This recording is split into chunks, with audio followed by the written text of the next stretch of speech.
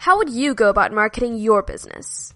Now, most of us would turn to traditional marketing strategies, which is essentially interrupting your customers in an attempt to draw their attention. As bad as it may sound, traditional marketing strategies have worked for a while now. In the book Permission Marketing, Seth Godin explains how over time, consumers have desensitized themselves to these constant interruptions. Interruption marketing is dying a slow death, and permission marketing is making a comeback. So let us go over the 3 big ideas from the best-selling book Permission Marketing, written by Seth Godin. Idea number 1. Permission marketing, a privilege, not a right. On one hand, we have traditional marketing strategies that claims the right to market to consumers. It does this by deliberately interrupting consumers with irrelevant messages. Now, I'm sure you can see how this is a losing strategy in the long run. On the other hand, we have permission marketing, which seeks the privilege to market to consumers. It does this by approaching marketing with a different strategy. It asks for permission to market to a consumer.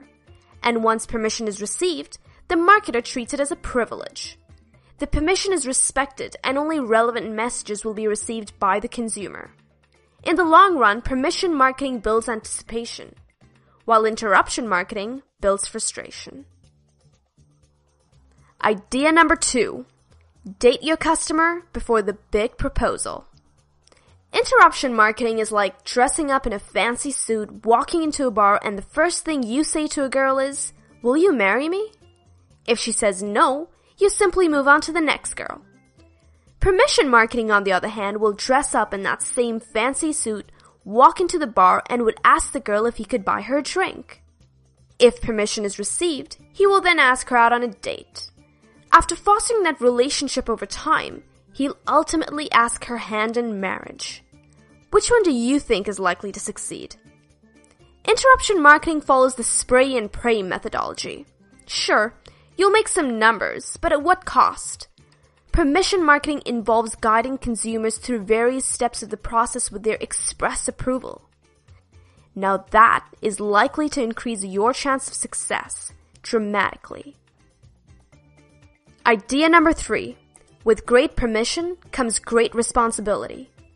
In the book, Seth Godin discusses the various levels of permission granted by a consumer to a marketer. Now, these levels may range from situation permission to intravenous permission. Situation permission is when marketers request permission to assist a customer, whereas intravenous permission is when a marketer actually makes purchasing decisions for the customer. Now, each of these levels has a trust factor associated to it. The more permission granted, the more trust you have. But violating that trust will have equally corresponding damage. For example, let's say a customer grants you permission to assist her, but you violate that trust by providing irrelevant or wrong information. Your customer may just forgive you, but if you violate her trust at an intravenous permission level, you're most likely never going to hear from her again.